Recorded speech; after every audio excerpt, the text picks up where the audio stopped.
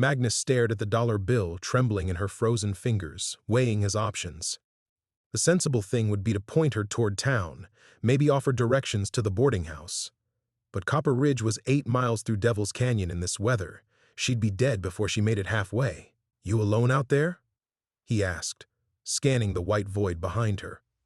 "Yes, sir." Her voice carried no fear, only a bone-deep weariness that spoke of long miles and longer nights. "Just me and the storm." Against every instinct screaming in his head, Magnus stepped aside. "Keep your dollar. Come on in before you freeze to death on my doorstep." She moved with careful precision, her hands finding the doorframe without fumbling. Inside, she paused to orient herself, head tilted as if listening to the cabin's secrets. Magnus watched her take in the warmth, the scent of wood smoke and coffee, the subtle creaks and sighs of his sanctuary. "Thank you," she whispered, and something in those 2 words made his chest tighten. He'd built this place with his own hands 5 years ago, every log cut and fitted to keep the world at bay. 18 feet square, with a stone fireplace that could heat the whole space, and a loft where he slept with one ear always open. No neighbors for miles, no curious visitors, no complications. Just Magnus Hawthorne and the ghosts he'd carried across half a continent.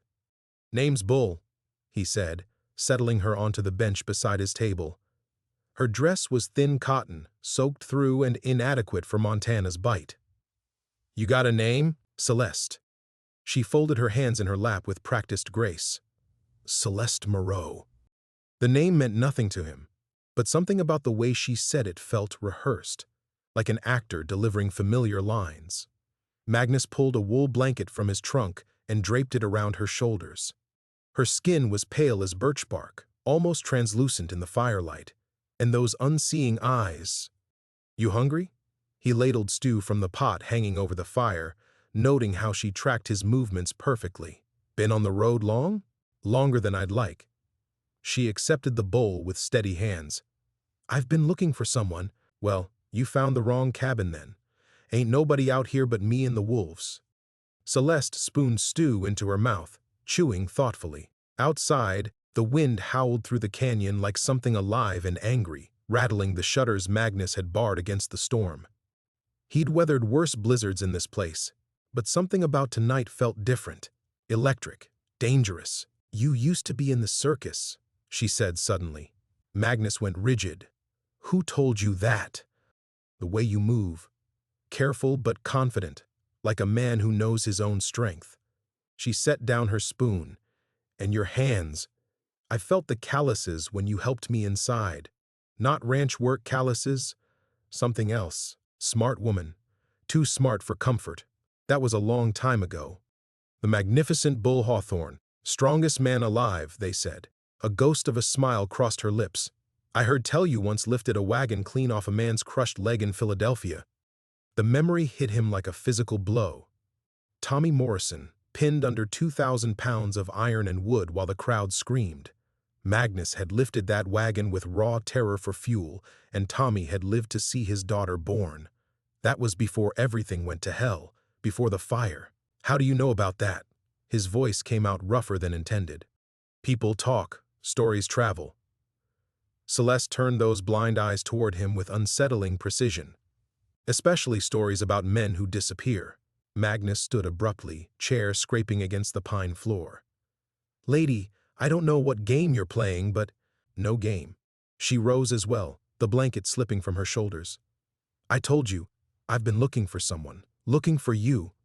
The words hung in the air like smoke. Outside, the storm's fury seemed to intensify, as if nature itself was holding its breath.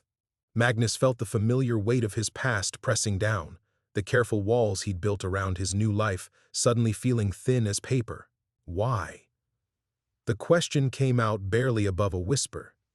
Celeste reached into her dress pocket and withdrew something small and dark. When she opened her palm, Magnus's blood turned to ice water. It was a piece of charred wood, no bigger than a child's thumb, but he recognized it immediately. Oak. From a specific doorframe, from a house that had burned 30 years ago in Pennsylvania. "Because," Celeste said softly, "the dead have something to tell you." Thunder rolled across the canyon, though Magnus had never heard thunder in a snowstorm. The fire in his hearth flickered, shadows dancing across the walls like restless spirits, and in that moment, he knew with terrible certainty that his carefully constructed isolation was about to end. The charred wood seemed to pulse in Celeste's pale palm, each grain visible in the firelight like a map of old pain. Magnus stared at it, his massive frame frozen between the table and the door, caught in the space between flight and fight. 30 years of careful distance collapsed into this moment, this impossible fragment of his buried past. "Where did you get that?" His voice came out strangled. "Does it matter?" Celeste closed her fingers around the wood, making it disappear like a magician's trick. "What matters is what it represents. What you've been running from." Magnus turned away, his hands finding familiar refuge in routine. He moved to the wash basin, dunking the wooden bowls with more force than necessary, letting the mundane task anchor him. This cabin, these simple rhythms, they were all that stood between him and the chaos that had once consumed everything he loved. "I ain't running from nothing," he said, though the words tasted like ash. "I'm living quiet. There's a difference." Through the single window, dawn was still hours away, but Magnus knew his schedule by heart. Come morning, he'd check the trapline that ran along Willow Creek, maybe 2 miles of careful walking through snow that would be waist-deep after this storm. Then firewood, always firewood, because winter in Devil's Canyon didn't forgive the unprepared. After that, the endless maintenance his isolation demanded, mending harness, sharpening tools, reinforcing the cabin's defenses against wind and cold and the occasional curious bear. It was a good life, simple, predictable, safe. Celeste moved behind him with that uncanny grace, her presence filling the small space in ways that had nothing to do with size. 5 years you've been here. 5 years of the same routine, day after day, sunrise to sunset, season to season. Don't you ever wonder what you're protecting yourself from? I know what I'm protecting myself from. Magnus set the clean bowls on the shelf with deliberate care. Each item in this cabin had its place, its purpose. The cast-iron skillet that had cooked 1,000 solitary meals, the leather-bound journal where he recorded weather patterns and game movements, though he rarely wrote about anything that mattered. The photograph on the mantel, his blood chilled. The photograph wasn't there. Magnus spun around, his gaze sweeping the familiar walls. The daguerreotype of his parents had sat on that mantel for 5 years, the only piece of his former life he'd allowed himself to keep. His mother's gentle smile, his father's proud stance outside their Pennsylvania home, the same home that had burned while he was away with the circus, performing for crowds who cheered while his world turned to ash. "Looking for something?"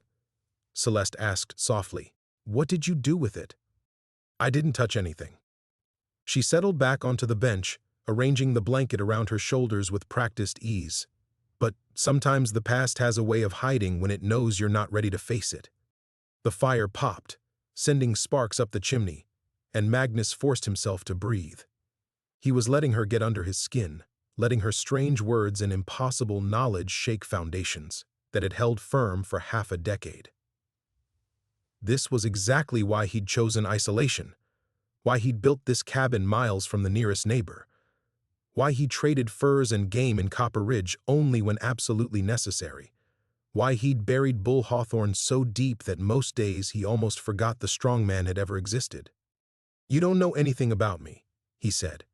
But even as the words left his mouth, he remembered her uncanny knowledge of his circus days, her ability to move through his cabin like she'd been here before. "I know you wake every morning at 5:30, whether there's light or not. I know you take your coffee black because anything else feels like weakness. I know you haven't spoken more than a dozen words to another human being in months."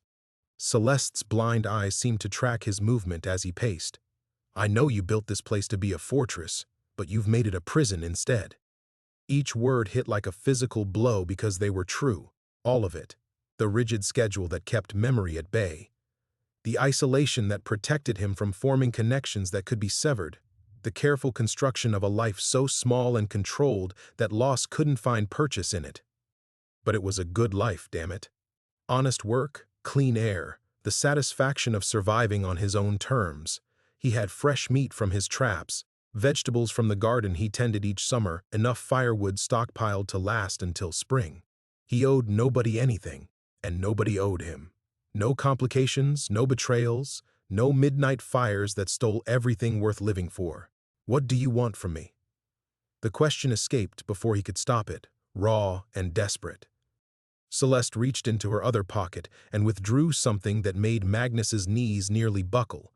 A small tin soldier, painted green and gold, missing its left arm. He hadn't seen it in 30 years, but he'd carved it himself as a boy, whittled it from pine with his father's knife. I want you to remember, she said, who you used to be. Magnus lunged forward before conscious thought could stop him, his massive hand closing around Celeste's wrist. The tin soldier tumbled to the floor with a tiny metallic ping that seemed to echo forever in the cabin's stillness. Where did you get that? His grip was iron, but she didn't flinch. That burned with everything else. I saw the house collapse. You saw what you needed to see. Celeste's voice remained maddeningly calm. But some things survive fire, Magnus. Some things find their way back to where they belong. He released her wrist like it had burned him, stumbling backward until his shoulders hit the cabin wall. The tin soldier lay between them on the rough pine floor, its faded paint catching firelight like it was alive. He'd made it when he was 8, carved it to look like the soldiers in his father's war stories. It had sat on his bedroom windowsill for years, watching over his sleep. It had died 30 years ago. This isn't possible. Magnus's voice cracked like a boy's. Nothing survived that fire, nothing. Celeste bent slowly and retrieved the soldier, cradling it in her palm with reverence. Tell me about that night, Magnus. Tell me what you remember. I remember enough. The words came out harsh, defensive. I was in Baltimore with Cromwell's Traveling Wonder Show, 300 miles away when the telegram came. House fire. Both parents dead. Nothing left but ash and debt. And you believed that? Just like that? Magnus felt something dangerous stirring in his chest. The same rage that had driven him to destroy a saloon in Topeka, the fury that had sent 3 men to the doctor and Magnus fleeing west toward the promise of emptiness. Believed it? I buried what was left of them in Millfield Cemetery. I sold the land to pay their debts. I walked away from everything because there was nothing left to walk back to. But you kept running. Celeste stood, the soldier still nestled in her palm. Pennsylvania to Ohio, Ohio to Kansas, Kansas to Colorado, now here, to the edge of nowhere. A man doesn't run that hard from grief, Magnus. He runs from guilt. The words hit, like physical blows. Outside, the storm's howling intensified, but Magnus barely heard it over the roaring in his ears. He'd spent 30 years outpacing the voice in his head that whispered the same accusations, the terrible certainty that somehow, some way, he could have prevented it. Should have been there, should have saved them. I don't know what game you're playing, he said, his voice deadly quiet, but you need to leave. Storm or no storm. You need to get out of my cabin. I can't do that. Like hell you can't. Magnus moved toward the door, ready to throw it open despite the blizzard raging beyond. Better to face honest cold than whatever madness this woman brought with her. But as his hand touched the wooden latch, something impossible happened. The tin soldier in Celeste's palm began to glow, not with reflected firelight, but with its own soft, impossible radiance. The paint seemed to shimmer and shift, green becoming deeper, gold becoming brighter, until it looked exactly as it had the day Magnus carved it. They're waiting for you to listen, Celeste whispered. They've been waiting for 30 years. The temperature in the cabin plummeted. Magnus's breath came out in visible puffs, and frost began forming on the inside of the windows. The fire in the hearth flickered but didn't die, its flames turning an eerie blue-white that cast dancing shadows across the walls. In those shadows, Magnus saw movement. Faces, 2 figures standing just at the edge of vision, their features obscured but heartbreakingly familiar. His mother's gentle stance, his father's broad shoulders. They seemed to be reaching toward him, mouths moving as if speaking words he couldn't quite hear. Magnus pressed his back against the door, his massive frame trembling. They're dead. I buried them. This is some kind of trick, They're dead. Celeste agreed softly. But death isn't the end of love, Magnus, or the end of truth. The glowing soldier pulsed brighter, and suddenly Magnus could hear voices, faint as wind through pine needles, but unmistakably real. His mother calling his name, his father's laugh, and underneath it all, a word repeated over and over, murdered, murdered, murdered. Stop it. Magnus's voice broke completely. Just stop. But even as he said it, even as every instinct screamed at him to run, a deeper part of his soul was stirring. The part that had spent 30 years wondering why the fire had started in the kitchen when his mother was always careful with the stove.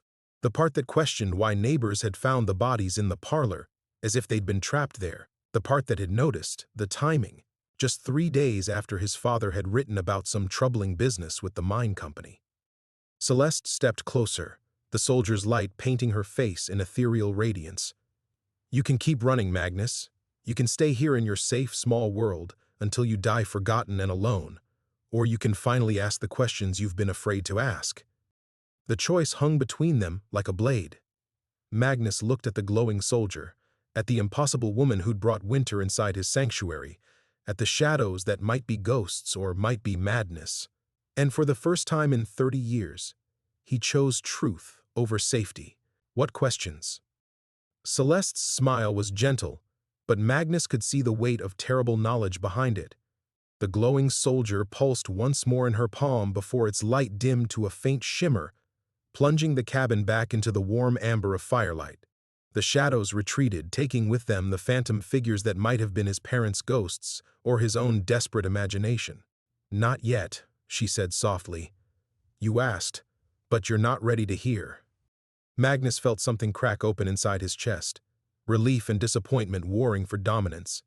Part of him wanted to grab her shoulders and shake the truth from her lips, to finally understand why 30 years of careful numbness had never quite silenced the questions that haunted his dreams. But a larger part, the part that had built this sanctuary log by careful log, recoiled from whatever revelations waited in the darkness. I don't understand. His voice came out hoarse, strained. You show me impossible things. You talk about truth and questions, and then I tell you that some truths have claws, Celeste interrupted. Some doors, once opened, can never be closed again. Are you prepared for that, Magnus? Are you ready to lose even this small piece you've carved from the wilderness? The question hung in the air like smoke. Magnus looked around his cabin, really looked at it, seeing it suddenly through her eyes. The meticulous organization that bordered on obsession, the rigid routine that structured every hour of every day, the careful emptiness that kept memory at bay. She was right. It wasn't a life. It was a holding pattern, a way of existing without truly living. But it was safe. God help him. After everything he'd lost, safety mattered more than almost anything else. The circus had taught him that crowds could turn vicious in an instant, that the same people who cheered your strength would just as quickly pay to see you broken. The fire had taught him that the things you loved most could be stolen while you weren't looking. Every relationship since had only confirmed the lesson. Trust was a luxury he couldn't afford. What if I'm not? He asked finally. What if I don't want to know? Celeste tilted her head, considering. The storm outside seemed to quiet slightly, as if even the wind was listening. Then I'll leave with the dawn. I'll take my soldier and my impossible knowledge and walk back into the world, and you'll never see me again. It should have been exactly what he wanted to hear, the promise of return to his carefully constructed isolation, his predictable days and dreamless nights. But instead, Magnus felt something twist in his gut, a hollow sensation that had nothing to do with hunger. And if I do want to know, then everything changes. Her blind eyes found his with unnerving accuracy. Your safe little world ends, Magnus. The walls you've built crumble. The man you've pretended to be dies, and you'll have to face who you really are underneath all that fear. Fear. The word stung because it was true. Magnus Bull Hawthorne, the strongest man alive, the circus performer who'd once lifted a wagon off a crushed man, he was afraid. Not of physical danger, but of something far more terrifying. The possibility that his parents' deaths weren't random tragedy but calculated murder. and that his absence hadn't been unfortunate timing but the only thing that had kept him alive. "I've been alone for 5 years," he said quietly. "Before that, I was alone for 25. I know how to be alone. But do you know how to be anything else?" Celeste moved to the fire, holding her hands toward the warmth. "You're 43 years old, Magnus. How much life are you willing to sacrifice to fear?" The number hit him like a physical blow. 43. More than half his expected years already spent, and what did he have to show for them? No family, no friends, no legacy beyond trap lines and woodpiles. When he died, he'd leave behind nothing but an empty cabin and unanswered questions. The tin soldier caught firelight again, its painted surface seeming to ripple like water. Magnus found himself remembering the boy who'd carved it, the child who'd sat at his father's knee listening to war stories and dreaming of heroic adventures. That boy had believed in justice, in truth, in the fundamental rightness of the world. When had Magnus stopped believing? When had he decided that safety mattered more than answers? "The questions you want me to ask," he said slowly. "They're dangerous. Yes, people could get hurt. They already have been." Celeste's voice carried infinite sadness. "They've been hurt for 30 years, Magnus. The only question is whether you'll let their pain continue." Outside, the storm's fury reached a crescendo, wind howling through Devil's Canyon like the voices of the damned. Magnus closed his eyes and tried to picture his parents' faces, not as they'd been in the damaged, daguerreotype, but as they'd lived. His mother's laugh when she caught him stealing cookies. His father's pride the day Magnus lifted his first 100-pound weight. The love that had filled their small house like sunlight. If they'd been murdered, if their deaths weren't accident but design, then whoever was responsible had stolen more than 2 lives. They'd stolen 30 years of Magnus's existence, turning him from a man who believed in justice into a hermit who believed in nothing but isolation. The realization settled over him like cold water. He'd been running not just from grief, but from the responsibility to seek truth. And perhaps that was the most damning betrayal of all. Magnus opened his eyes and looked directly at Celeste, seeing her clearly for what felt like the first time. Not as an intruder, or a threat to his carefully maintained solitude, but as a messenger bearing truths he'd spent 3 decades avoiding. "Tell me," he said, and the words seemed to echo in the cabin's stillness like a judgment pronounced. "Tell me everything." The moment the commitment left his lips, something fundamental shifted in the world around him. The storm outside didn't cease, but its howling transformed from meaningless noise into something that sounded almost like voices, urgent, insistent, demanding attention. The fire crackled higher, casting dancing shadows that no longer seemed random but purposeful, as if the very air was alive with possibilities. Celeste's expression changed too, relief and sorrow mingling in her blind features. "There's no going back from this moment, Magnus. Once you know the truth about that night, you can never unknow it. The peace you've built here, the safety, it all ends. It ended the moment you knocked on my door." Magnus moved away from the wall, his massive frame seeming to fill the cabin with newfound purpose. "Hell, it ended 30 years ago. I've just been too much of a coward to admit it." The tin soldier pulsed with renewed light in Celeste's palm, and she closed her fingers around it like a prayer. "Your father discovered something in the weeks before he died. Something about the Consolidated Mining Company's operations near Millfield. They were cutting corners, using inferior timber in the support structures. 3 miners had already died in cave-ins, but the company covered it up, paid off officials, silenced families." Magnus felt his hands clench into fists, despite himself. His father had worked those mines as a young man, before Magnus was born. He'd known every family in Millfield, considered their welfare his responsibility even after he'd moved on to other work. "He was going to expose them," Celeste continued, her voice steady but weighted with decades of sorrow. "He had documentation, witness statements, proof that would have shut down the operation and sent men to prison. The company couldn't allow that." The words fell like stones into still water, sending ripples through everything Magnus thought he knew about that terrible night. "You're saying they killed him for threatening their profits?" I'm saying they killed your parents to silence him and send a message to anyone else who might consider speaking out. And they made it look like an accident because a tragic house fire draws sympathy, not investigation. Magnus's legs gave out, and he sank onto his bench with enough force to make the whole cabin shudder. The careful walls of denial he'd constructed were crumbling, revealing a landscape of rage and betrayal that stretched back through his entire adult life. How do you know this? Because I've been tracking the truth for 20 years, Celeste said softly, following the pattern from town to town, mine to mine. Convenient accidents that always seem to happen to the people who ask too many questions. Your parents weren't the first, Magnus, and they weren't the last. The implications hit him like physical blows. Not just murder, but systematic murder. A conspiracy that had claimed multiple lives across multiple decades. And at the center of it all, the memory of his father's final letter, the one that had reached Magnus in Baltimore 3 days after the fire. Some troubling business with the mine company, it had said, may need to take a stand on principle. Your mother worries, but some things matter more than safety. Who? Magnus's voice came out as a growl, the sound of something dangerous stirring to life after long hibernation. Who gave the orders? Samuel Blackwood.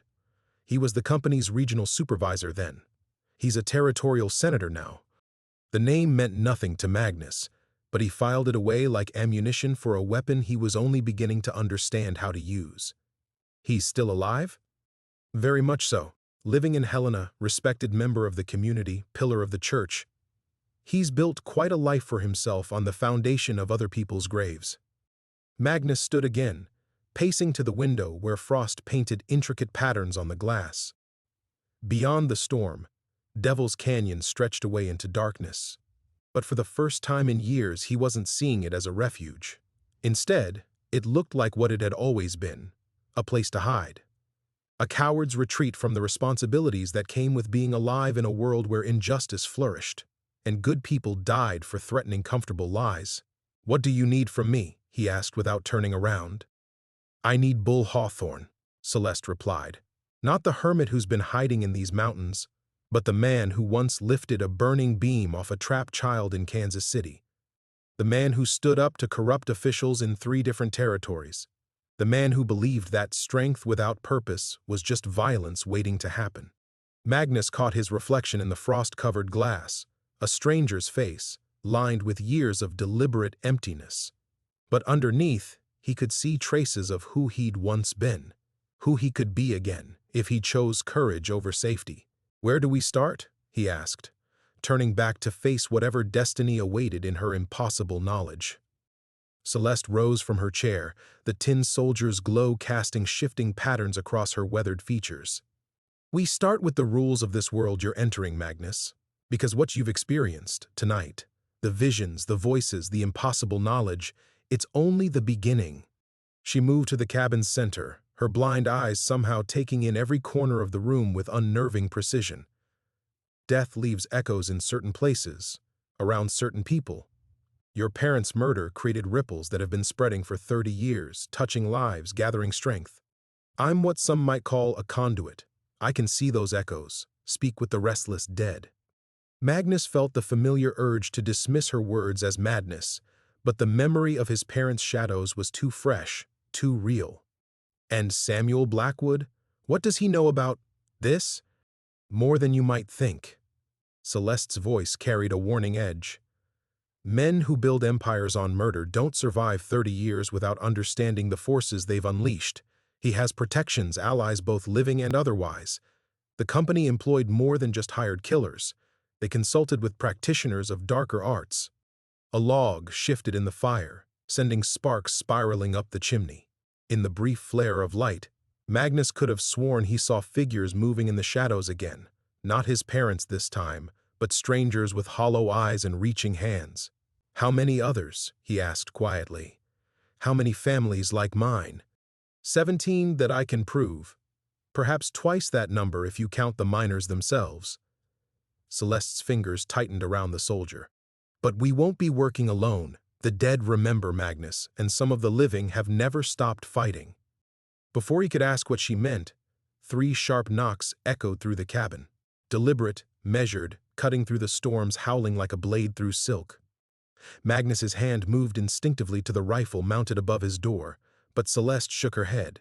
"Friends," she said simply. "I sent word before the storm hit. Help was always going to be necessary." Magnus yanked open the door, winter wind cutting through the cabin like knives. 3 figures stood in his doorway, snow-covered and frost-bitten but very much alive. The first was a woman perhaps 40 years old, native features sharp with intelligence and something that might have been fury. The second, a grizzled man in a deputy's badge, his weathered face familiar in the way of all lawmen who'd worked hard territories.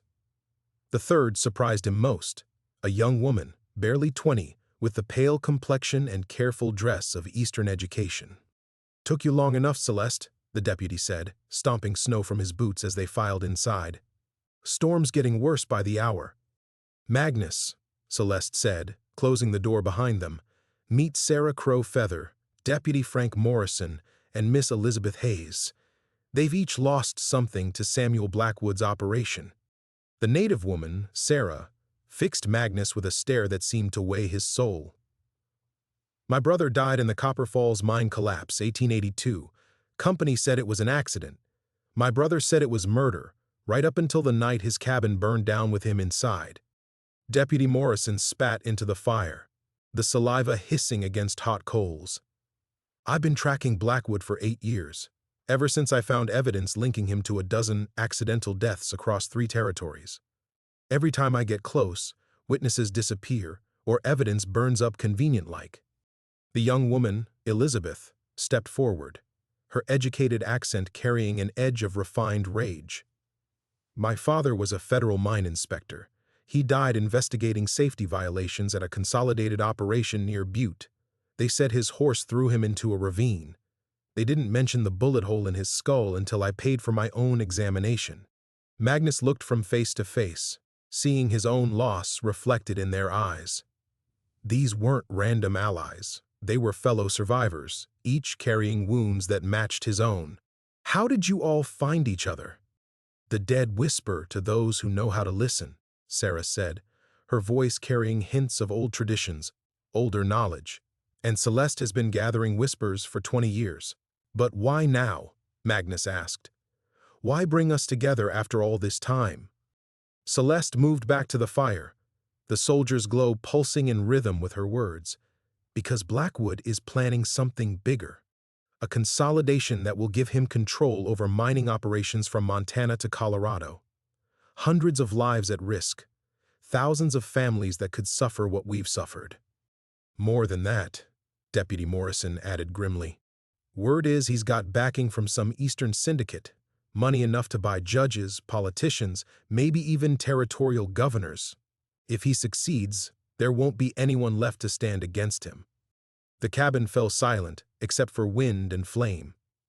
Magnus looked around at these unlikely allies, a mystical blind woman, a vengeful tracker, a determined lawman, an educated Eastern girl, and felt something he hadn't experienced in decades, purpose beyond mere survival. "What's the plan?" he asked, and heard in his own voice the return of Bull Hawthorne. Celeste turned toward the fire, the tin soldier's glow casting her face in stark relief. "Blackwood will be in Helena for 3 days next week, meeting with territorial officials about his consolidation plan. It's our best chance to reach him, and the only time he'll be separated from his usual protections." Deputy Morrison pulled out a worn leather portfolio, spreading papers across Magnus's small table. "I've been tracking his movements for months. He stays at the Grand Union Hotel, always takes the same suite on the 3rd floor. 2 bodyguards, private dining room, carriage that never varies its route." "Sounds like you've done this before," Magnus observed, studying the sketched diagrams and timetables. "Tried twice," Morrison admitted grimly. "First time, my evidence mysteriously vanished from the Helena Sheriff's Office overnight. Second time, 3 witnesses died in unrelated accidents before I could bring charges." Sarah Crowfeather moved to the window, her weathered hands pressed against the frost-covered glass. "The spirits around him are restless, angry. He's protected by things that don't belong in this world. Elizabeth Hayes looked up from the papers, her refined features troubled. "You're talking about supernatural defenses?" "I'm talking about a man who's made bargains with forces beyond normal understanding," Sarah replied. "Blood calls to blood, death to death. When you murder enough people, you attract attention from things that feed on such darkness." Magnus felt a chill that had nothing to do with the storm outside. "What kind of bargains?" Celeste moved closer to the group, the tin soldier pulsing with increased urgency. "The kind that let guilty men sleep peacefully while their victims' families suffer nightmares. The kind that turn evidence to ash and witnesses to corpses." "Then how do we fight something like that?" Magnus asked, though part of him already suspected the answer. "With our own impossible allies," Celeste said softly. She opened her palm, revealing the soldier. Its glow had intensified, and Magnus could swear he heard something like whispered voices emanating from the tiny figure. "Every person Blackwood has murdered, every family destroyed, every life cut short, they're all still fighting, Magnus. They've been waiting 30 years for someone strong enough to carry their justice into the living world." Deputy Morrison looked skeptical. "You're talking about an army of ghosts." "I'm talking about an army of witnesses," Sarah corrected. "Testimony that can't be bought, evidence that can't be destroyed, justice that doesn't recognize the limitations of human law." Magnus studied each face around his table, seeing the mixture of hope and desperation that had driven them through a blizzard to his isolated cabin. These weren't naive idealists or superstitious fools. They were hardened survivors who'd exhausted every conventional option for justice. "What would you need me to do?" he asked carefully. Elizabeth pulled a specific paper from the portfolio, architectural drawings of the Grand Union Hotel. "We need someone who can reach Blackwood's suite without using conventional routes. Someone strong enough to overcome his bodyguards if necessary. And someone the spirits trust," Celeste added. "Your parents' murder was the beginning of this pattern, Magnus. In many ways, you're the key that unlocks everything else." Magnus studied the hotel's layout, his circus experience automatically calculating angles, weights, potential access routes. The third floor would be accessible from the roof if someone was strong enough to lower themselves through a window, quick enough to overcome resistance before alarms could be raised. "You're planning to kidnap a territorial senator," he said flatly. "We're planning to force a confrontation he can't escape or cover up," Morrison corrected. "Bring him face to face with his victim's testimony, whether he wants to hear it or not. And if his supernatural protections prove stronger than our supernatural allies?" Sarah's smile was sharp as winter wind. "Then we make sure the living world learns what the dead already know. Sometimes justice is less about punishment and more about truth." Magnus rose from the table, pacing to his fireplace where the flames cast dancing shadows across the room. The familiar weight of isolation pressed against him, whispering that he could still send these people away, return to his safe emptiness, pretend none of this concerned him. But when he closed his eyes, he saw his parents' faces again. Not as victims, but as people who'd believed in standing against corruption regardless of personal cost. His father had died trying to protect minors he barely knew. His mother had supported that choice, understanding that some principles mattered more than safety. "When do we leave?" Magnus asked, turning back to face his unlikely conspirators. "Tomorrow, once the storm passes," Celeste replied. "The spirits are growing stronger as we approach the anniversary of your parents' death. We'll have 3 days to reach Helena and prepare." Magnus nodded, feeling something fundamental shift in his chest, a loosening of bonds that had held him prisoner for 30 years. The hermit was dying, and something far more dangerous was taking its place. Bull Hawthorne was coming home. The storm had passed by dawn, leaving the world outside Magnus's cabin transformed into a crystalline wasteland that stretched endlessly toward the mountains. But the silence felt ominous rather than peaceful, as if the earth itself was holding its breath before some terrible reckoning.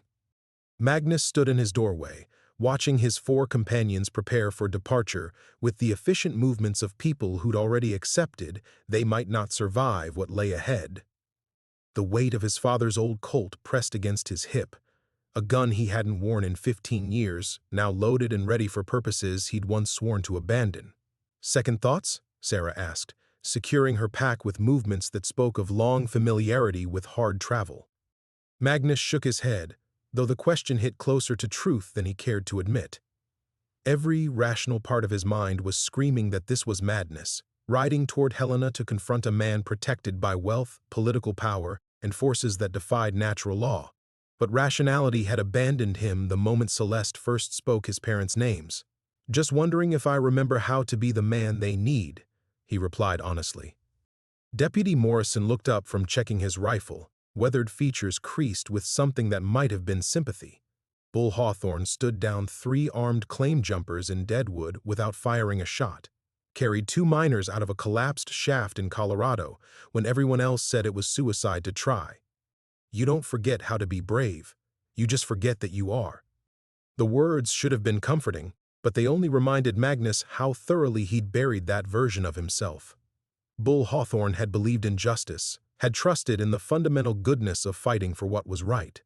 The man who'd lived in this cabin for 30 years believed in nothing beyond survival. Elizabeth emerged from the cabin carrying the last of their supplies, her Eastern refinement replaced by grim determination. "The weather should hold for 2 days.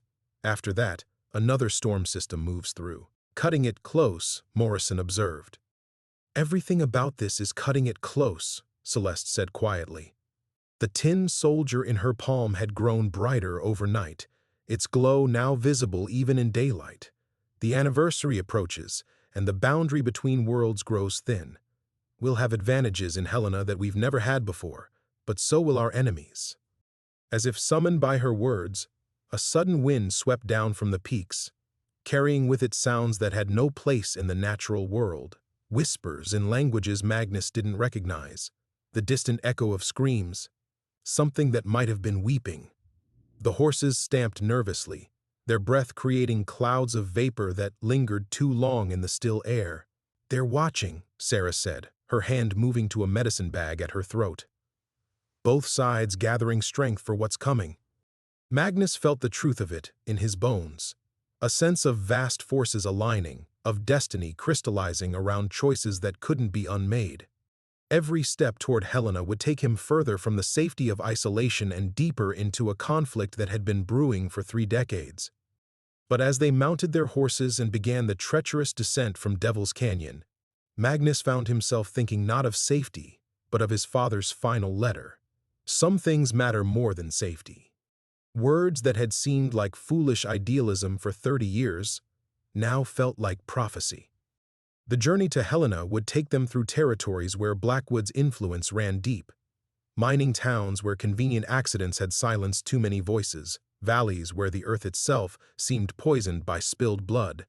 They would be traveling not just through dangerous country, but through the accumulated weight of unpunished crimes, riding toward a reckoning that promised to test everything they believed about justice, courage, and the price of standing against institutionalized evil. "Once we leave the canyon," Morrison called over the wind, "there's no turning back. Blackwood has eyes everywhere between here and Helena." Magnus urged his horse forward, the massive stallion picking its way carefully down the icy trail. Behind them, his cabin grew smaller until it disappeared entirely, swallowed by the wilderness that had sheltered him for so long. Ahead lay Helena, Senator Samuel Blackwood, and answers to questions that had haunted him since he was 17 years old. "Good," Magnus replied, surprised by the steadiness in his own voice. "I'm tired of running." The wind picked up again, and this time Magnus could have sworn he heard his father's voice riding on the gusts, not the broken whisper from the vision, but the strong, determined tone he remembered from childhood. Words of encouragement, of pride, of love that transcended death itself. Bull Hawthorne was indeed coming home, and this time he wouldn't be traveling alone. The ordeal that would define the rest of his life had finally begun. The ambush came at Copper Creek, where the trail narrowed between towering rock walls and the frozen stream created a natural bottleneck. Magnus heard the rifles cock before he saw the shooters. A dozen men positioned on the ridges above, their weapons trained down on the exposed party below. "Well, well," called a familiar voice from the rocks. Deputy Morrison's face went white as Marshal Jake Thornton emerged from concealment, his badge catching the pale morning light. Frank Morrison, riding with fugitives and agitators. Can't say I'm surprised.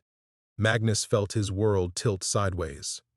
Morrison had been their inside source, their connection to legitimate law enforcement.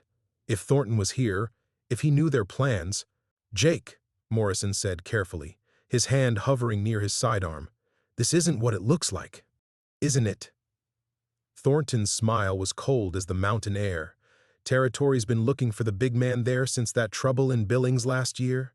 Something about assaulting federal agents. And Sarah Crowfeathers got warrants for inciting rebellion among the reservation tribes. Sarah spat into the snow. Lies, all of it. Maybe so, Thornton agreed. But warrants are warrants. And Senator Blackwood's offered a substantial reward for information about any parties planning to disrupt his Helena meetings. The betrayal hit Magnus like a physical blow. Everything they'd planned, every detail Morrison had provided, it had all been reported back to Blackwood. They weren't riding toward justice, they were riding into a trap that had been months in the making. "How long?"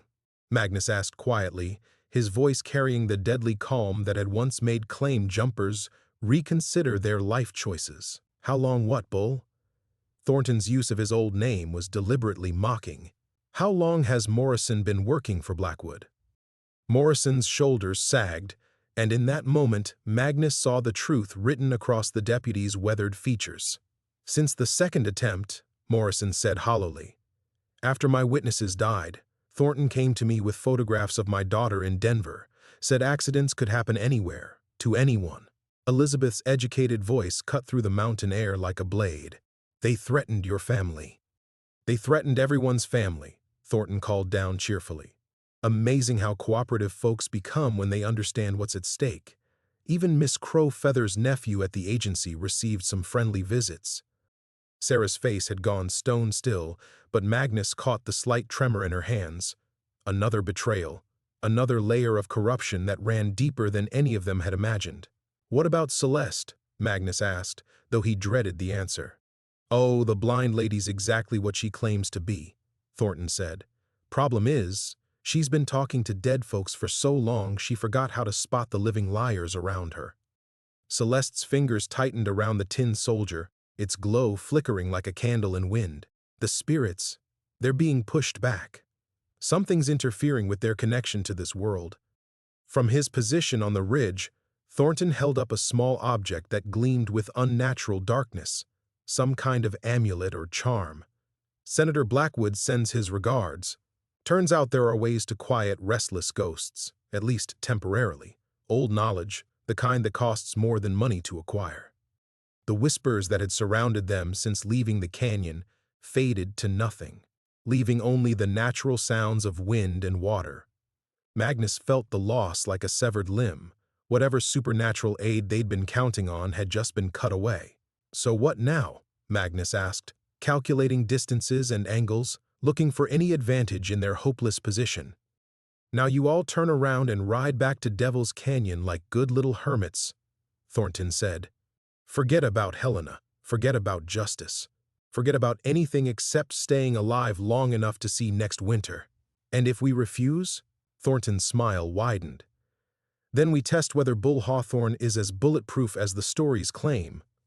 Magnus looked around at his companions, Morrison broken by betrayal and threats, Sarah struggling with her own impossible choices, Elizabeth pale but defiant, Celeste clutching a tin soldier that no longer glowed with otherworldly power. Everything they'd planned for, everything they'd believed in, had crumbled in the space of a few moments. 30 seconds, Thornton called.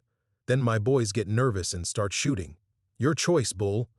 The wind picked up again, but this time it carried no voices from beyond. Just the bitter cold reality of a world where justice could be bought, truth could be buried, and even the dead could be silenced by men with enough money and malice. Magnus raised his hands slowly, the gesture of surrender burning his throat like poison. But with a dozen rifles trained on them, and no supernatural allies to level the odds, defiance would only mean death for all of them. "We're turning around," he said, the words tasting like ashes. The man who'd been Bull Hawthorne died a little more in that moment, and Samuel Blackwood's victory felt complete as winter itself. But as Magnus began to turn his horse, something caught his eye, a glint of metal among the rocks above Thornton's position. Not a rifle barrel, but something smaller, more deliberate. His circus-trained vision, honed by years of spotting details in three-ring chaos, focused on the anomaly. A second tin soldier, identical to Celeste's, was wedged into a crevice in the stone. Its surface pulsed with the same ethereal light they'd grown accustomed to, undimmed by whatever dark charm Thornton wielded. "Wait," Magnus said, his voice carrying new authority. The revelation hit him like a physical blow, not about the soldier, but about the pattern it represented. "Celeste, how many soldiers did your grandmother give you?" "What?" Celeste's confusion was evident, but her fingers tightened protectively around her tin figure. "The soldiers. How many?" Magnus kept his eyes on Thornton, but his mind was racing through memories, connections he'd been too blind to see. "7," she whispered. "One for each year she searched for the truth." Magnus felt the world reshape itself around this simple fact. 7 soldiers, 7 locations where his parents had lived, worked, or died. 7 anchors for supernatural justice that couldn't be silenced by a single charm. "They're not just messengers," he said, understanding flooding through him. "They're witnesses, permanent witnesses." Thornton's confident smile faltered slightly. "What are you babbling about, Bull?" But Magnus was seeing it all now. The true scope of what his parents and Celeste's grandmother had set in motion 3 decades ago.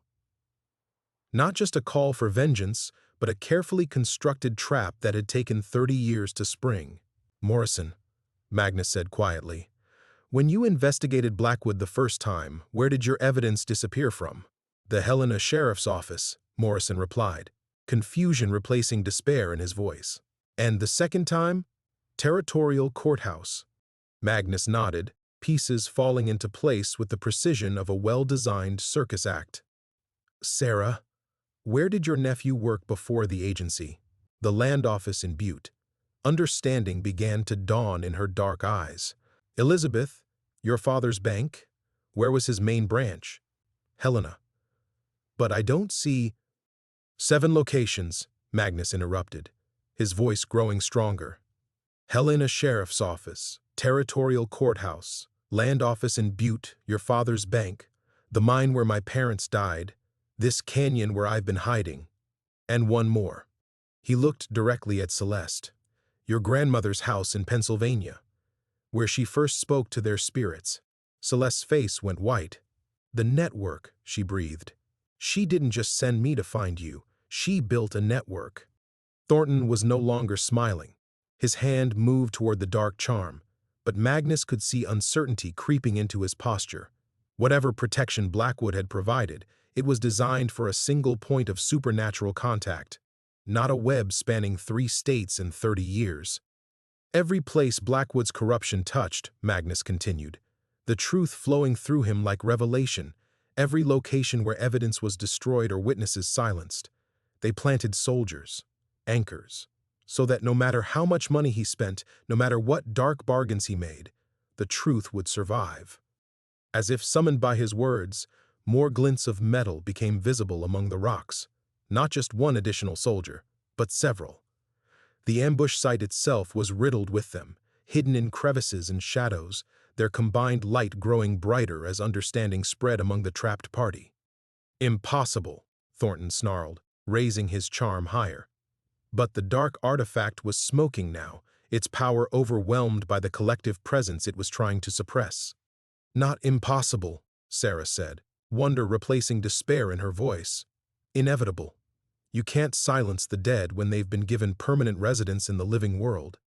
The whispers returned, not as faint echoes, but as a rising chorus that seemed to come from the very stones around them.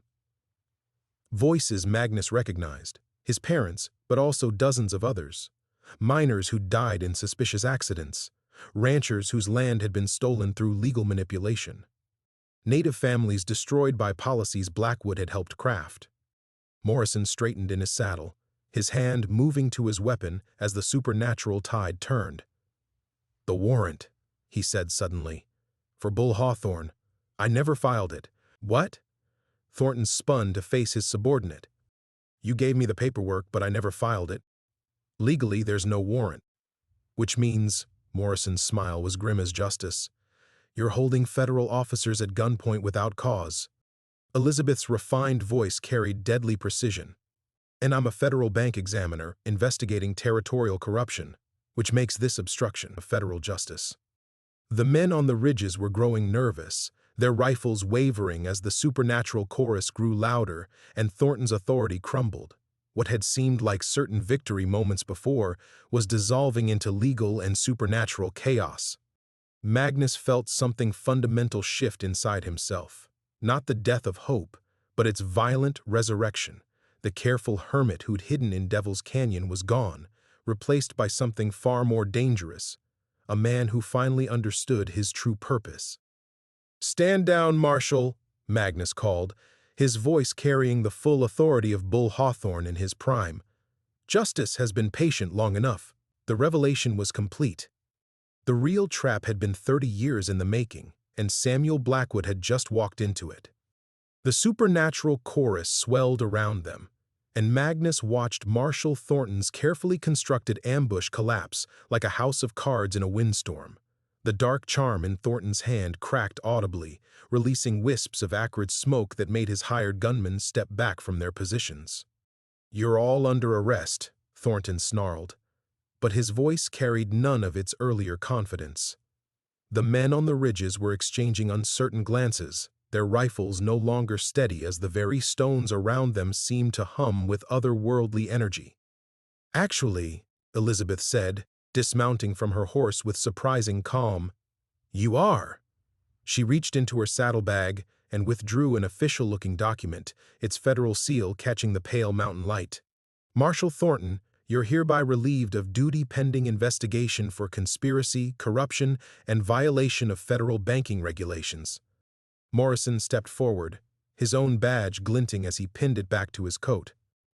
"And I'm placing you under citizen's arrest for threatening federal officers and obstruction of justice."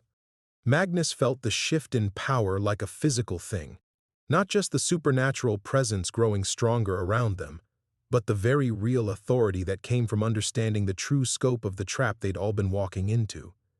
Blackwood's reach was vast, but it depended on shadows and corruption. Exposed to legitimate federal oversight, it began to wither.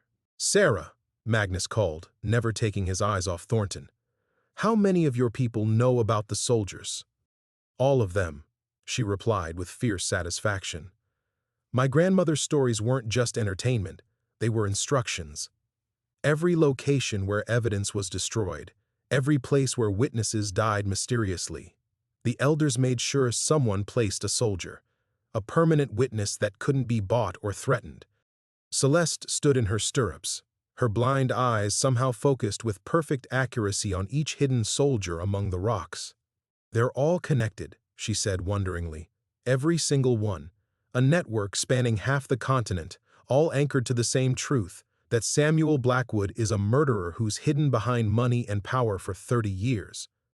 The tin soldier in her palm blazed with light so bright it was visible even in daylight, and Magnus could see similar glows emanating from dozens of positions around the ambush site. The very place Thornton had chosen for his trap had been prepared years ago as part of a larger design. 30 years, Magnus murmured, understanding flooding through him. "They've been preparing for this moment for 30 years.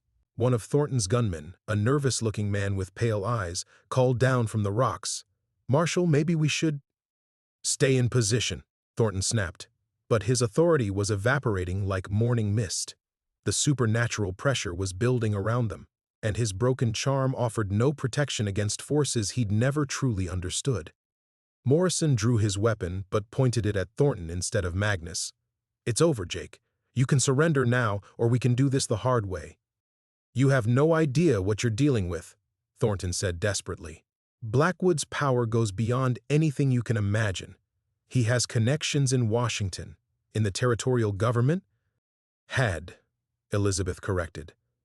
Past tense, My investigation has been ongoing for 6 months, Marshal Thornton. Every bribe, every threat, every convenient accident, it's all documented and filed with federal authorities who aren't on Blackwood's payroll.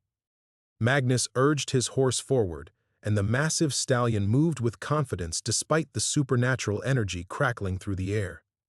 "Your men have a choice," he called to the gunmen on the ridges. "They can scatter now and disappear into the territories, or they can go down with you in Blackwood." The psychological effect was immediate.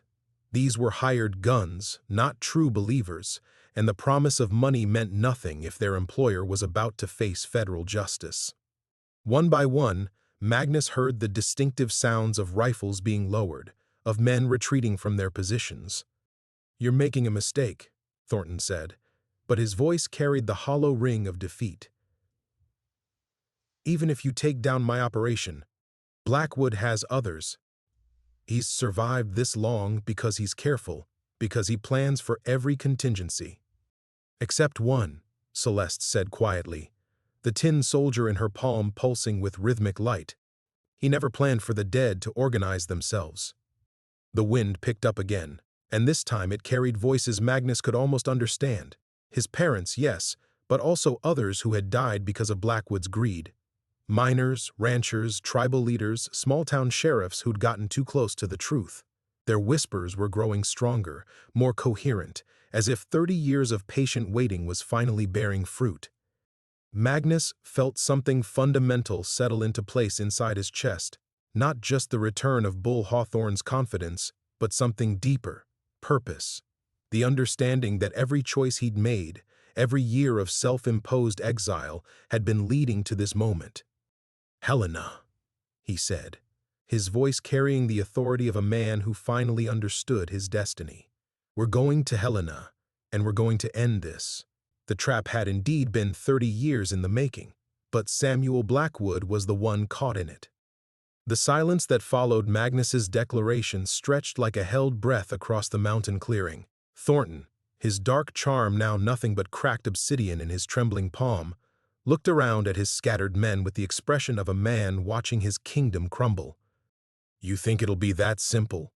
Thornton asked, but the venom had drained from his voice, leaving only hollow desperation. "Ride into Helena and demand justice? Blackwood owns half the territorial government." Magnus dismounted from his stallion, his 7-foot frame casting a shadow that seemed to stretch far beyond what the mountain sun should have allowed. The tin soldiers, hidden among the rocks, pulsed in rhythm with his heartbeat, their collective light forming a web of supernatural authority that no earthly corruption could break. "He owned half the territorial government," Magnus corrected, his voice carrying the weight of absolute certainty. "But dead men don't respect property deeds." Morrison holstered his weapon and approached the defeated marshal. "Jake Thornton, you're under arrest for conspiracy, corruption, and threatening federal officers." The deputy's voice was steady now, all traces of his earlier fear replaced by grim satisfaction. "You have the right to remain silent, though I doubt Blackwood taught you that particular skill." As Morrison secured Thornton's hands with iron shackles, Elizabeth moved to stand beside Magnus. Her refined Eastern sensibilities seemed strangely appropriate in the wild Montana landscape, as if civilization and frontier justice were finally learning to work together. "My father's bank records go back 15 years, she said quietly. "Every suspicious transaction, every convenient loan, every property that changed hands after mysterious accidents, it's all documented. Blackwood's financial web is more extensive than we imagined, but it's also more fragile. Pull one thread and everything unravels." Sarah Crowfeather guided her horse closer, her dark eyes reflecting the supernatural light emanating from the hidden soldiers. "The tribal council has been keeping records too. Every broken treaty, every family relocated after convenient discoveries of mineral deposits on their land, every elder who died in custody, they're all connected to Blackwood's operations. My people have long memories, and we've been patient." Celeste remained mounted, her blind gaze somehow encompassing the entire clearing as the voices of the dead grew stronger around them. "They're telling me about Helena," she said, wonder evident in her voice. "There's something there. Not just Blackwood, but a center of power. a place where all the corruption flows together. Magnus felt the truth of her words like a physical sensation, a pulling in his chest that drew him toward the territorial capital with the inevitability of gravity. Every year of self-imposed exile, every night spent staring into his cabin's fireplace and wondering if he was a coward, had been preparation for this moment. "What about the consequences?" Morrison asked, as he secured Thornton in the wagon they'd brought for supplies. "Blackwood's had 30 years to build his network. Taking him down won't just affect him. It'll bring down judges, politicians, businessmen across 3 territories." "Good," Magnus replied simply. The word carried such finality that even the supernatural whispers seemed to pause in acknowledgement.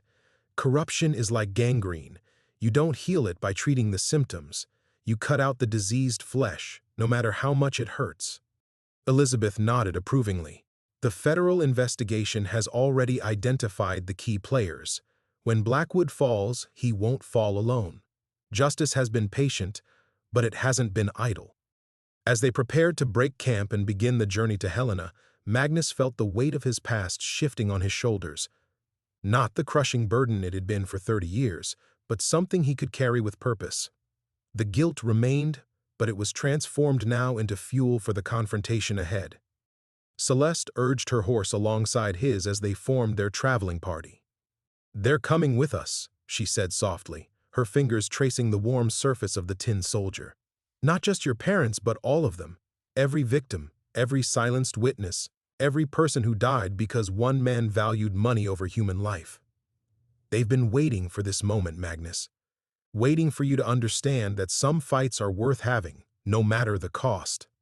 The road to Helena stretched before them through mountain passes and wind-swept valleys, a journey that would take them deeper into the heart of Blackwood's territory with every mile. Behind them, the abandoned ambush site still hummed with supernatural energy, the hidden soldiers maintaining their eternal vigil as guardians of truth. Magnus mounted his stallion and looked back one final time toward Devil's Canyon, toward the isolated cabin where he'd spent 7 years learning to be afraid. That man, the broken hermit who'd chosen safety over justice, was gone forever.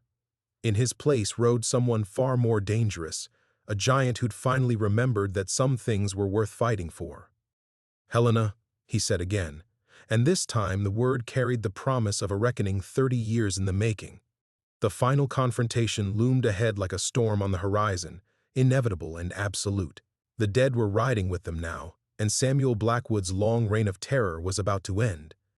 The mountain road to Helena carved through terrain that seemed to grow more ominous with each mile, as if the very landscape was preparing itself for what was to come.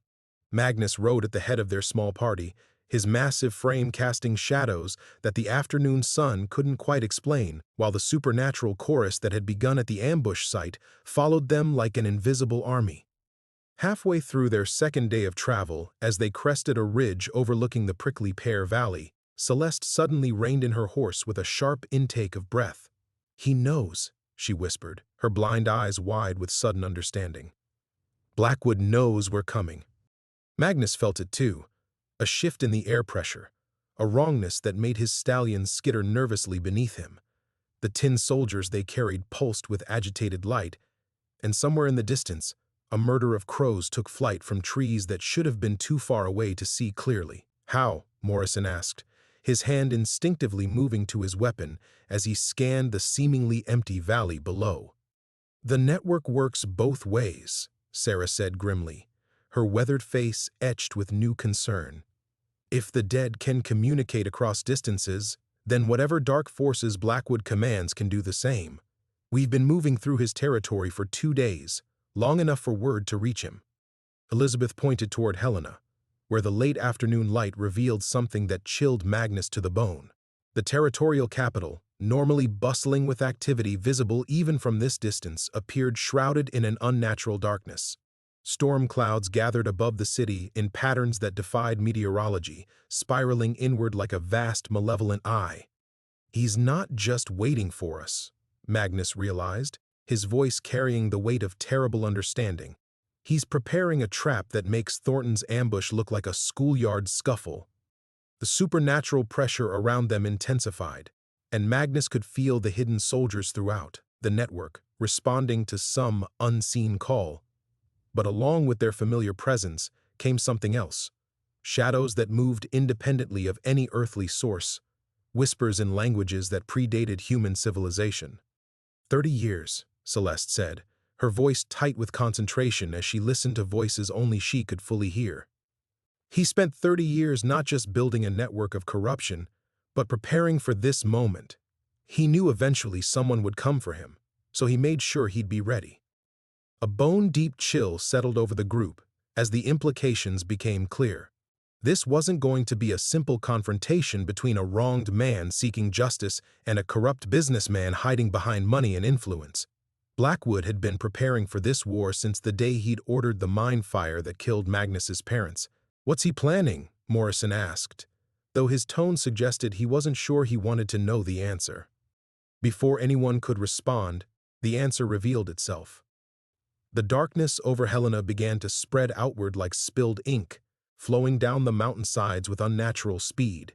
Where it touched, the very landscape seemed to wither, trees losing their leaves in seconds, grass turning black and brittle, even the stones themselves taking on a diseased appearance. "He's poisoning the land itself," Sarah breathed, horror evident in her voice. "Whatever power he's channeling, it's not just supernatural, it's corrupting everything it touches." Magnus felt something shift inside him, a fundamental change that went deeper than his earlier transformation from hermit to warrior. The tin soldier in his pocket blazed with heat so intense it should have burned through the fabric, but instead it filled him with a cold, crystalline clarity. "This is what my parents died trying to prevent," he said, understanding flooding through him like revelation. Not just the corruption of money and politics, but something far older and more dangerous. Blackwood didn't just discover wealth in those mines, he found something that had been sleeping beneath the earth. The supernatural chorus around them shifted, taking on a more urgent tone as the spreading darkness drew closer to their position. Magnus could hear his parents' voices among the others, but also something that chilled his blood, the voices of victims who hadn't just died from Blackwood's greed, but who had been deliberately sacrificed to feed whatever power now emanated from Helena. "We can't face that," Morrison said, practical fear overriding his newfound courage. "Whatever Blackwood's become, whatever he's allied himself with, we're talking about forces beyond anything we're prepared for." "No," Magnus replied, his voice carrying an authority that seemed to come from the gathered dead themselves.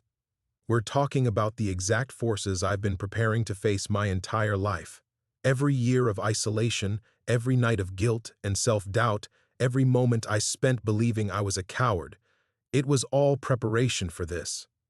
The darkness was less than a mile away now, flowing toward them with predatory intent. But Magnus no longer felt afraid. Instead, he felt the weight of destiny settling around his shoulders like armor forged from 30 years of pain and purpose. "This is the final test," he said, urging his stallion forward toward the approaching darkness. "Everything we've learned, everything we've gathered, every alliance we've forged, it all comes down to what happens next." Behind him, his companions followed without hesitation, riding toward a confrontation that would determine not just their fates, but the fate of everyone Blackwood's corruption had ever touched. The ultimate challenge had begun. The darkness struck them like a physical blow, washing over their small party with malevolent force that made their horses scream and rear in terror. Magnus felt the corruption trying to burrow into his mind, seeking purchase in any doubt or fear it could find, but the blazing heat from the tin soldier in his pocket created a barrier of protective light around him. "Stay together," he roared over the supernatural howling that accompanied the advancing shadow. "Don't let it separate us." But even as he spoke, the darkness was doing exactly that, flowing between them like liquid night, creating walls of impenetrable shadow that cut off sight and sound. Magnus found himself alone in a bubble of flickering light, his stallion trembling beneath him as shapes moved just beyond the edge of visibility. Then the light parted like curtains, and Samuel Blackwood stood before him.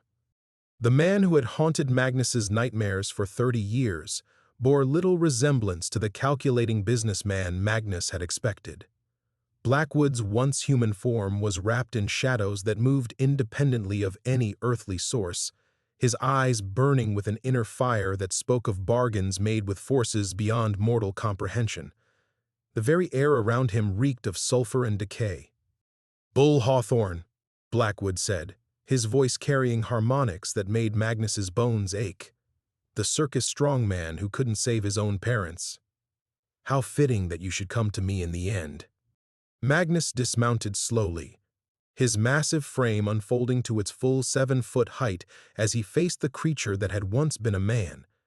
The tin soldier in his pocket was blazing now, its light cutting through the supernatural darkness like a blade of pure truth.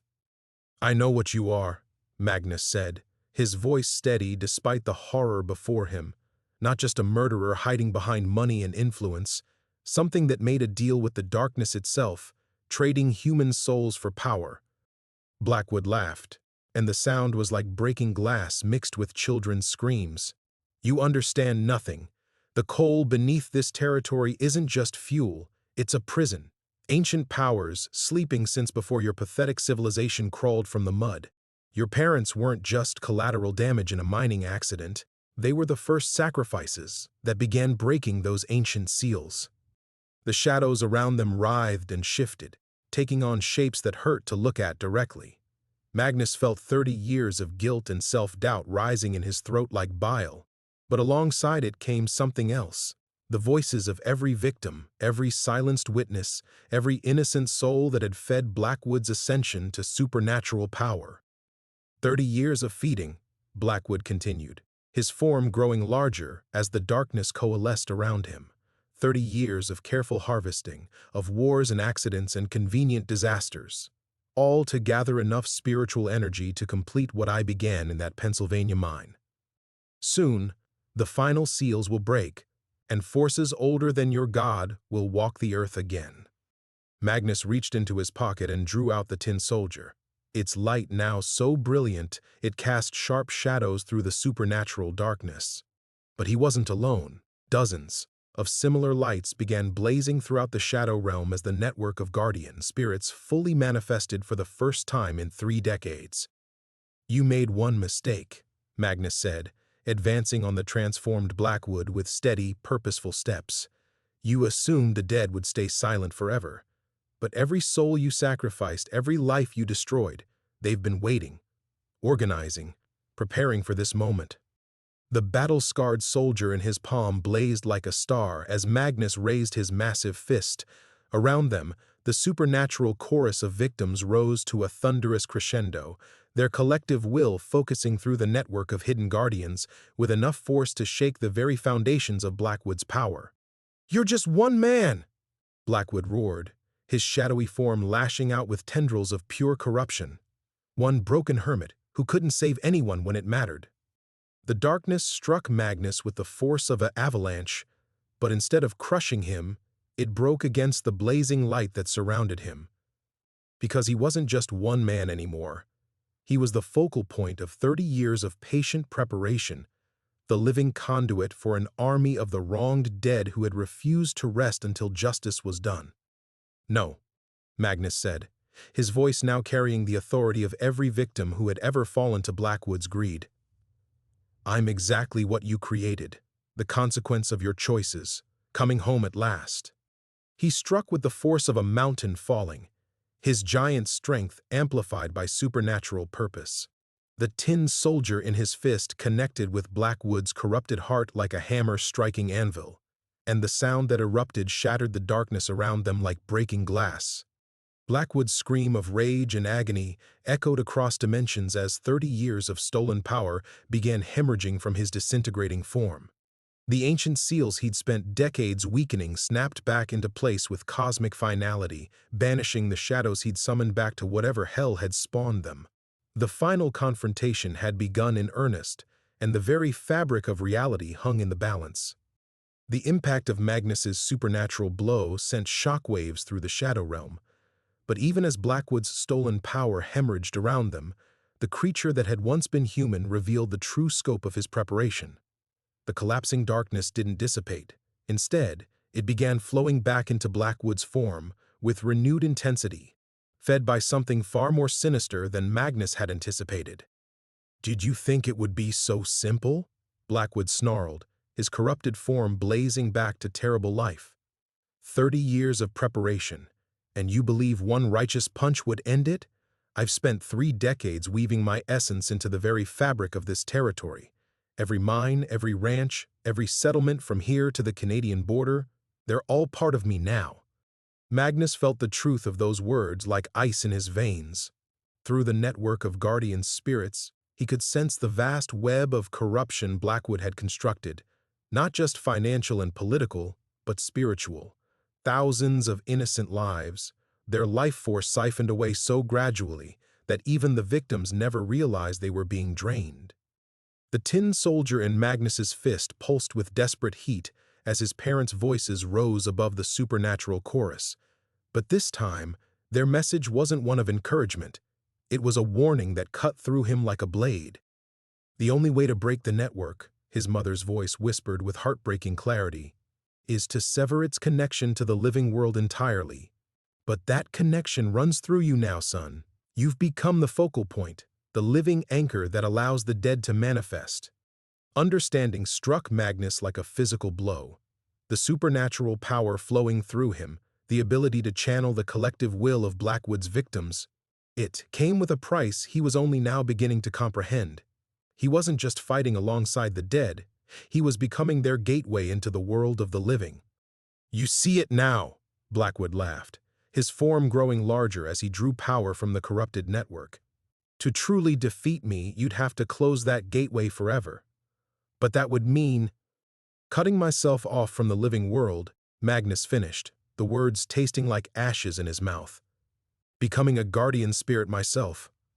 Around them, the supernatural battle raged as the assembled dead threw themselves against Blackwood's defenses. But Magnus could feel their strength waning. Without a living anchor to channel through, they were fighting at a disadvantage against corruption that had been feeding on life force for decades. Through the chaos, Magnus heard other voices calling to him. Celeste's voice raised in anguish as she realized what was happening. Morrison shouting his name from somewhere beyond the shadow realm.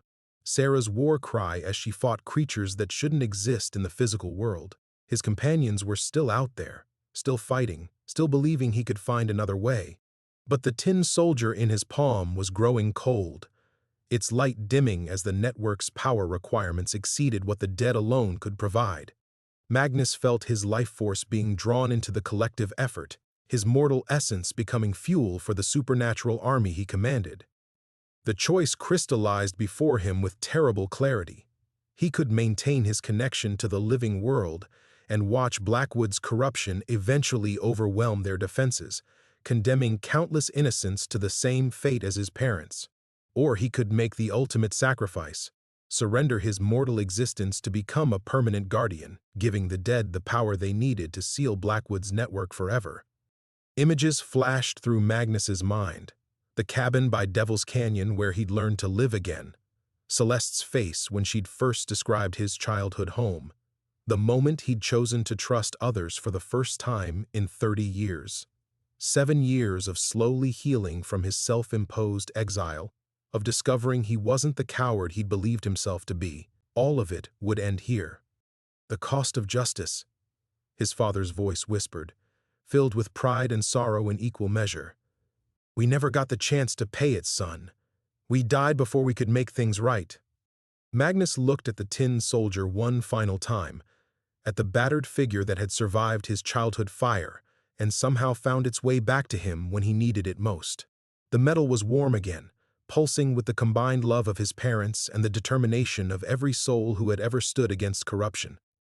I understand, he said simply, and felt the supernatural network respond to his decision with a resonance that shook the foundations of reality itself. Magnus closed his massive fist around the tin soldier and felt his mortal life begin to flow into the guardian network with increasing intensity. The light blazing from his form grew brighter as his heartbeat grew fainter, his physical existence transforming into spiritual power beyond anything Blackwood had ever commanded. The price of victory was his life itself, but watching Blackwood's expression change from triumph to terror, Magnus knew it would be enough. The transformation hit Magnus like lightning in reverse. Instead of power striking him, it flowed out of him in torrents that left him feeling simultaneously emptied and more complete than he'd ever been. His massive frame began to blur at the edges as his mortal essence fed the supernatural network, but the blazing light that replaced his fading physicality struck Blackwood's corrupted form with the force of divine judgment. Blackwood's scream shattered the Shadow Realm as 30 years of stolen power met its match in Magnus's willing sacrifice. The network of corruption that had spread across the territory like spiritual gangrene began collapsing in on itself, severed connections snapping back with enough force to shake the mountains. Every mine shaft, every tainted deed, every soul that had been slowly drained, all of it suddenly cut free from Blackwood's influence as the living anchor he'd needed to maintain his hold on the physical world transformed into something he could no longer touch. "No!" Blackwood roared, his form beginning to fragment as the ancient seals he'd spent decades weakening slammed shut with cosmic finality. "I was so close, the old powers were almost free."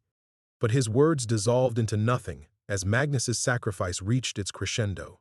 The tin soldier in his fist blazed like a newborn star, and through its light, every victim Blackwood had ever claimed rose as one, not as tormented spirits trapped by corruption, but as purified guardians empowered by justice itself. The Shadow Realm collapsed. Magnus felt himself falling through layers of reality, his consciousness fragmenting and reforming as mortality gave way to something beyond human understanding. The last thing he saw before the transformation completed was Blackwood's form being dragged into the very darkness he'd courted, the ancient powers he'd tried to unleash turning on their would-be liberator with savage hunger, then silence. When awareness returned, Magnus found himself standing in a place that existed between worlds, not quite heaven, not quite earth, but somewhere guardians gathered to watch over those they'd left behind. His parents stood before him, no longer the burned and broken figures from his nightmares, but whole and radiant with peace. "Welcome home, son," his father said, and Magnus felt 30 years of guilt finally lift from his shoulders. But even as he embraced them, Magnus could feel the pull of his new purpose. Through the Guardian network, he sensed his companions emerging from the shattered remains of Blackwood's final gambit. Celeste was kneeling in the snow where his physical form had been, her hands searching desperately for any trace of his presence. Morrison stood nearby, his weathered face wet with tears he didn't bother to hide. Sarah's war cry had become a keen of grief that echoed across the Montana wilderness. They thought he was gone. In the mortal sense, he was. But guardians weren't bound by the limitations of physical existence. Magnus concentrated, drawing on powers he was still learning to understand, and felt his presence manifest in the living world, not visible, but unmistakably there.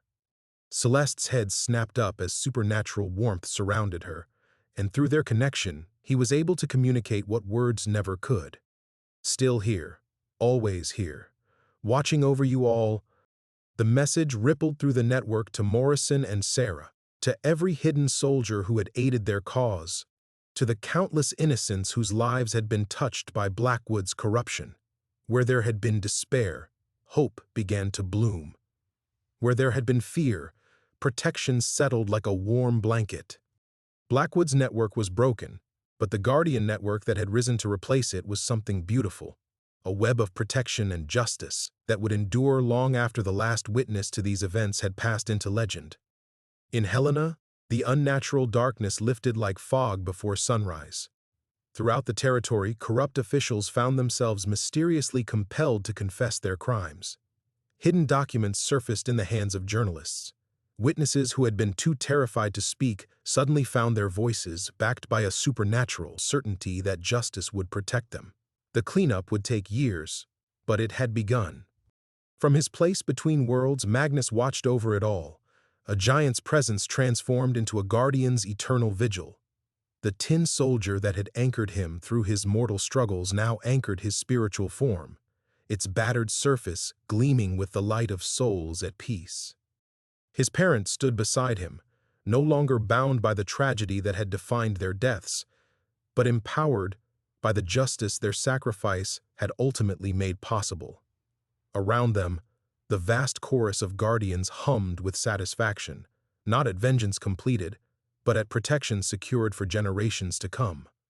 The immediate battle was over. Blackwood was defeated, his corruption purged, his victims finally free to rest. But for Magnus, the real work was just beginning. As long as there were innocents to protect and justice to serve, he would stand watch, a guardian forged from love, sacrifice, and the unbreakable determination to ensure no family would suffer as his had. The giant had found his true calling at last, the return. Time moved differently for guardians. What felt like moments in the space between worlds translated to weeks in the realm of the living. From his ethereal vantage point, Magnus watched the territory transform as Blackwood's network crumbled completely. Corrupt officials confessed their crimes with supernatural compulsion, tainted deals unraveled like burning rope, and the very land itself seemed to exhale poison it had held for 30 years. But it was the smaller changes that drew his attention most powerfully.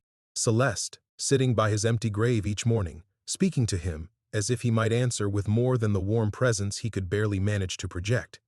Morrison riding the boundary of Devil's Canyon daily, his weathered hands carrying letters addressed to Bull that he never quite managed to burn. Sarah organizing the scattered Guardian network into something that could function without supernatural intervention. Her warrior's pragmatism hiding grief she refused to acknowledge. They were healing, but incompletely. Magnus could feel their pain through the Guardian network like splinters in his transformed consciousness. They needed closure he wasn't sure he could provide from his position between worlds. It was his mother who finally offered the answer. "Love doesn't end with death," she said during one of their eternal conversations. "It just changes form. You've learned to touch their world as a guardian. Perhaps it's time to learn how to visit it." The possibility had never occurred to him. Guardians watched and protected, but they didn't return. The price of crossing between worlds was the permanent severing of mortal ties. Or so he had believed. "The rules change when justice demands it," his father added with a smile that reminded Magnus of winter evenings by the cabin fire. "And sometimes the living need to see that death isn't the end. It's just a different kind of beginning." Magnus felt the truth of those words resonate through the Guardian network. The tin soldier in his spiritual grasp pulsed with familiar warmth. And suddenly, he understood. The same love that had powered his sacrifice could, with careful intention, allow him a brief return to the world he'd left behind. The manifestation required more energy than he'd ever attempted to channel, but the entire Guardian network responded to his need. Every spirit who had found peace through their collective victory contributed their essence to the effort, weaving Magnus's consciousness back into a form the living world could accommodate. He materialized at sunset on the ridge overlooking his cabin, where Celeste sat wrapped in the bearskin coat he'd bought her in town, reading aloud from a book of poetry to the empty air. Her voice faltered as supernatural warmth gathered around her, familiar presence settling over her shoulders like a protective embrace. "Magnus?" she whispered, her blind eyes turning toward him with unerring accuracy. "I'm here," he said, and the sound of his own voice, deeper now, carrying harmonics that spoke of otherworldly authority, brought tears to eyes that had seen too much sorrow. She stood slowly, her hands reaching out to touch the space where he manifested. When her fingers found the solid warmth of his spiritual form, her composure finally shattered. "I thought you were gone forever. I thought—" "I know." Magnus gathered her into arms that felt real as memory, substantial as love itself. "I thought the same thing, but guardians don't leave, Celeste. We just learn to love from a different place." Morrison arrived within the hour, drawn by some instinct he couldn't name to find his friend standing the cabin doorway like a living man. The old rancher's weathered face cycled through shock, joy, and profound relief before settling into the practical acceptance that had carried him through decades of frontier hardship. "Should have known it'd take more than dying to keep you down, Bull," he said gruffly, though his voice broke on the familiar nickname. "Territory's been quiet since Blackwood fell. Almost boring, really." Sarah materialized from the tree line like a ghost herself, weapons ready until she recognized the impossible figure welcoming her into the warmth of a cabin that had become a monument to loss. Her warrior's composure held until Magnus spoke her name, and then she wept with the abandon of someone who had finally learned that strength and vulnerability could coexist. They talked through the night, about the cleanup efforts, about the Guardian Network's ongoing work, about futures that would unfold in a world finally free from Blackwood's shadow. Magnus shared what he could of his transformation, of the purpose that now defined his existence, of the vast community of protectors who stood watch over the innocent. But mostly, they simply sat together in the cabin where their unlikely fellowship had been forged, understanding that this reunion was both gift and farewell. Magnus's manifestation was temporary, sustained only by the collective will of spirits who had their own duties to attend. As dawn approached, he felt his form beginning to fade back toward the space between worlds. But the pain of parting was tempered by certainty. Death had not ended their connection, only changed its nature. "You'll watch over us?" Celeste asked, her hand still warm in his, even as his substance grew translucent. "Always," Magnus promised, and felt the truth of it echo through both worlds. "And when your time comes to cross over, all of you, I'll be here to welcome you home." The giant had returned, not to stay, but to transform goodbye into "until we meet again." The morning light filtered through the cabin windows with unusual clarity, as if the very air had been cleansed by the night's communion. Celeste sat at the rough-hewn table where Magnus had once carved her name into the wood, a gesture of permanence from a man who had learned to believe in forever again. Her fingers traced the letters slowly, feeling the warmth that lingered in the wood like an echo of his presence. Morrison stood by the fireplace, studying the photographs on the mantel, images of Magnus's parents that had survived the fire, pictures of their small group taken during quieter moments of their campaign against Blackwood. The old rancher's weathered hands trembled slightly as he touched the frame holding a daguerreotype of Magnus himself, taken in his circus days, when the world had seemed vast with possibility. "He's still here," Sarah said softly from the doorway, her warrior's instincts attuned to currents others might miss. Different, but here. They all felt it. The protective presence that had settled over the cabin like an invisible shield. Wind chimes Morrison had hung from the porch sang with no breeze to stir them. The fire burned warmer than physics should allow. Small kindnesses manifested throughout the day, Celeste's teacup refilling itself, Morrison's arthritis easing whenever he worked near the cabin, Sarah's nightmares replaced by dreams of peaceful meadows. In the weeks that followed, the cabin became an informal sanctuary for those touched by their victory. Survivors of Blackwood's corruption made pilgrimages to Devil's Canyon, drawn by stories of the giant who had sacrificed everything for justice. They came broken and left with something precious restored. Not just hope, but the bone-deep certainty that they were protected by forces beyond mortal understanding. Celeste took on the role of keeper of Magnus's story, though she understood now that it was far from finished. Children would sit wide-eyed as she described the gentle giant who had taken in a blind woman for $1 and discovered his destiny in her visions. Adults wept when she spoke of sacrifice that had transformed death itself into a victory over darkness. Morrison continued working the land, but his efforts expanded beyond simple ranching. With Sarah's help, he established a network of safe houses for those fleeing corruption in other territories. The Guardian Network Magnus had joined provided supernatural assistance when needed, storms that cleared blocked passes for refugees, wild animals that led lost travelers to safety, impossible coincidences that brought justice to bear on those who preyed on the innocent. Sarah found her calling as a teacher, training others in the skills needed to recognize and combat supernatural corruption.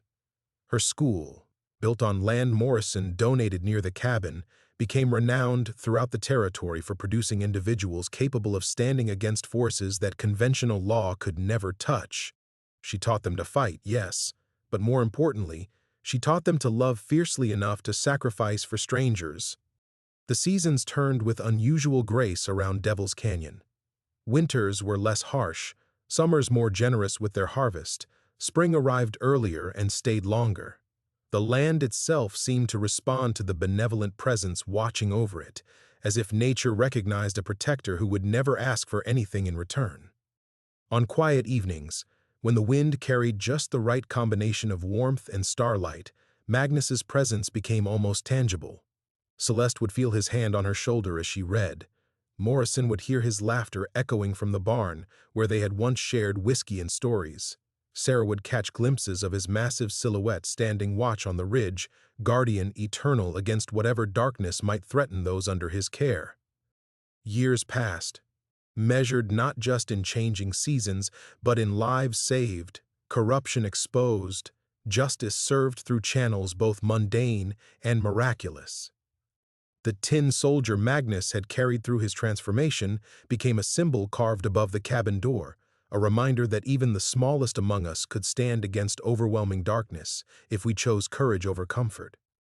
When Celeste's hair turned silver and Morrison's steps grew slower, when Sarah's students surpassed their teacher and carried the Guardian Network's mission to distant territories, they understood their time in the mortal realm was drawing toward its natural close. But the prospect held no fear, only anticipation. On a spring morning that felt heavy with significance, Celeste sat on the cabin porch and felt familiar warmth settle beside her. Though her eyes had long since lost their sight, her heart recognized the presence that had shaped her destiny. "Ready?" Magnus's voice whispered through dimensions, carrying all the gentleness she remembered and depths of wisdom earned through spiritual service. "We've been ready for years," she replied, speaking for all of them. "We've just been waiting for the right moment to say yes." The transition was gentle as sunrise, natural as breathing. One moment they were bound by flesh and limitation. The next, they stood in the space between worlds where love transcends death and service becomes eternal joy. Magnus welcomed them home with arms wide enough to embrace them all, the giant's heart finally complete again. Together, they joined the vast chorus of guardians who watch over the innocent, protect the vulnerable, and ensure that justice, once awakened, never sleeps again. The cabin stands still, maintained by invisible hands, waiting for the next souls brave enough to answer destiny's call.